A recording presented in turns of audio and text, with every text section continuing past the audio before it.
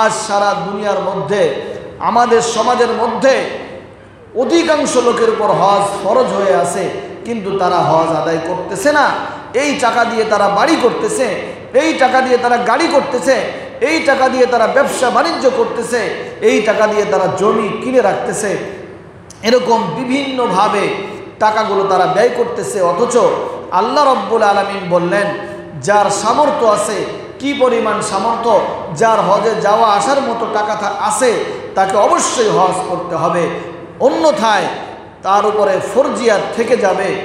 কিয়ামতের ময়দানে আল্লাহ রব্বুল আলামিন তার থেকে সুন্দরভাবে হজ না করার উত্তরটা আল্লাহর কাছে তাকে দিতে হবে। আল্লাহ তাকে প্রশ্ন করবেন, ঠিক কিনা বলেন? মুহতারাম মুহাজিরিন, আমরা সকলেই ইনশাআল্লাহ হজ আদায় করার চেষ্টা করব, বলুন না আমিন। হজ আদায় করলে কি লাভ, হজের কি ফজিলত, এই সম্পর্কে আমরা কিছু আলোচনা করি। মুহতারাম মুহাজিরিন, হজ হলো শ্রেষ্ঠ ইবাদত। হাদিস শরীফের মধ্যে, বুখারী মুসলিম শরীফের মধ্যে এসেছে, হযরতে আবু হুরায়রা রাদিয়াল্লাহু তাআলা আনহু বলেন, বিশ্বনবী সাল্লাল্লাহু আলাইহি ওয়াসাল্লামকে জিজ্ঞাসা করা হলো, আইয়ুল আমালি আফযালু, উত্তম আমল কোনটি? বিশ্বনবী সাল্লাল্লাহু আলাইহি ওয়াসাল্লাম বলেন, ঈমানুম বিল্লাহি ওয়া রাসূলিহি, আল্লাহ তাআলা এবং তার রাসূলের উপর ঈমান আনয়ন করা। এরপরে আবার প্রশ্ন করা হলো, তারপর উত্তম আমল কোনটি? বিশ্বনবী সাল্লাল্লাহু আলাইহি ওয়াসাল্লাম বলেন, আল জিহাদু ফি সাবিলিল্লাহ, আল্লাহ রাব্বুল আলামিনের রাস্তায় জিহাদ করা। এরপরে আবার পুনরায় প্রশ্ন করা হলো, তারপরে উত্তম আমল কোনটি? বিশ্বনবী সাল্লাল্লাহু আলাইহি ওয়াসাল্লাম বলেন, হজ্জুম মাবরুরুন, অর্থাৎ আল্লাহ রাব্বুল আলামিনের কাছে গৃহীত হজ, গ্রহণীয় হজ, উত্তম হজ, বলুন না সুবহানাল্লাহ।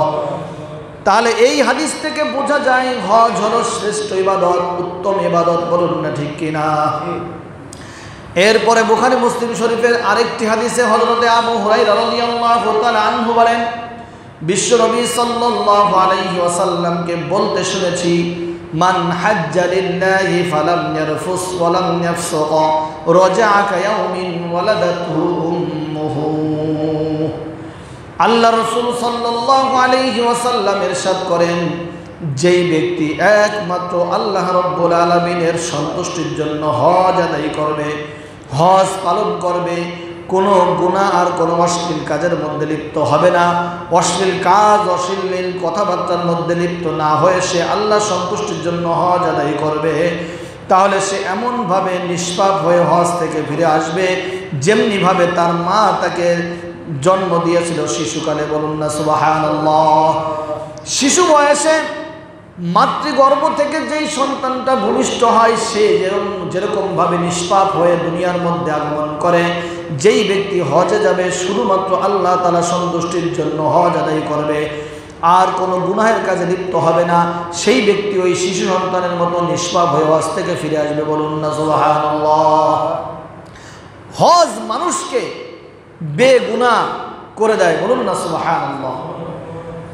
এরপরে আরেকটি হাদিসে বুখারী মুসলিম শরীফের মধ্যে এই হাদিসটি এসেছে, হযরতে আবু হুরায়রা রাদিয়াল্লাহু তাআলা আনহু থেকে বর্ণিত। তিনি বলেন, বিশ্বনবী সাল্লাল্লাহু আলাইহি ওয়াসাল্লাম বলেছেন, আল উমরাতু ইলাল উমরাতি কাফফারাতুল লিমা বাইনাহুমা, এক উমরা আদায় করা থেকে দ্বিতীয় উমরা আদায় করা পর্যন্ত মাঝখানের সমস্ত গুনাহগুলা আল্লাহ তাআলা রব্বুল আলামিন মাফ করে দেন, বলুন না সুবহানাল্লাহ। ওয়াল হজ্জুল মাবরুরু লাইসা লাহু জাযাউন ইল্লাল জান্নাহ, আর হজ্জে মাবরুরের বিনিময় একমাত্র জান্নাত, বলুন না সুবহানাল্লাহ। তাহলে হজ্জে মাবরুর দ্বারা একমাত্র জান্নাতই তার বিনিময় আল্লাহ তাআলা বললেন রাসূল সাল্লাল্লাহু আলাইহি ওয়াসাল্লামের মাধ্যমে তার উম্মতদেরকে জানিয়ে দিলেন, উম্মত যত গুনাহ হোক না কেন, তুমি জীবনে যত গুনাহ করো না কেন, আল্লাহ তাআলা রব্বুল আলামিন যেই বিশেষ দিন তোমাদের জন্য দিবে, যেমনভাবে রমজান মাস বিশেষ দিন, একটা ক্ষমার মাধ্যম, ঠিক কিনা বলেন? যাকাত একটা বিশেষ ইবাদত, এটাও একটা ক্ষমার মাধ্যম, ঠিক কিনা বলেন? নামাজ একটা বিশেষ ইবাদত, এটাও একটা ক্ষমার মাধ্যম, ঠিক কিনা বলেন? তেমনিভাবে হজ একটা বিশেষ ইবাদত, একটা বিশেষ ছাড়, বিশেষ অফার। তুমি যত গুনাহ করো না কেন, যদি তুমি হালাল টাকা নিয়ে হজ আদায় করো আর আল্লাহ তাআলার সন্তুষ্টির জন্য শুধুমাত্র হজ আদায় করো, দুইটি শর্ত মেনে কোনো অশ্লীল পাপের মধ্যে জড়িত হওয়া যাবে না, কোনো অশ্লীল কথাবার্তার মধ্যে জড়িত হওয়া যাবে না। যদি আল্লাহ তাআলার জন্যই হজ আদায় করতে পারো উম্মাত, তোমার পিছের সমস্ত গুনাহগুলো আল্লাহ তাআলা রব্বুল আলামিন মাফ করে দিবেন। বলুন না সুবহানাল্লাহ। মুহতারাম হাজিরিন, আল্লাহ তাআলা রব্বুল আলামিনের হজের এত এত ফজিলত বর্ণনা করলেন।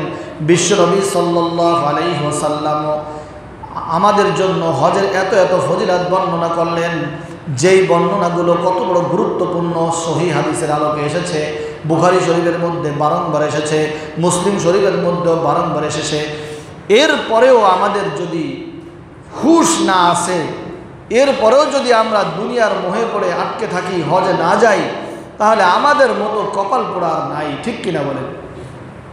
হজ কত বড় গুরুত্বপূর্ণ ইবাদত। অনেকে মনে করে 5 ওয়াক্ত নামাজ পড়ি, জাকাত আদায় করি, রমজান মাসে রোজা রাখি, বেশি বেশি জিকির আজগার করি, সময় পাইলে যাব হজে বা সুযোগ হইলে যাব হজে। এরকম না। যেমনিভাবে নামাজ আপনার উপর 5 ওয়াক্ত ফরজ করা হয়েছে, ঠিক তেমনিভাবে জাকাতও আপনার উপর ফরজ করা হয়েছে, ঠিক তেমনিভাবে রমজান মাসে রোজাও আপনাকে ফরজ করা হয়েছে।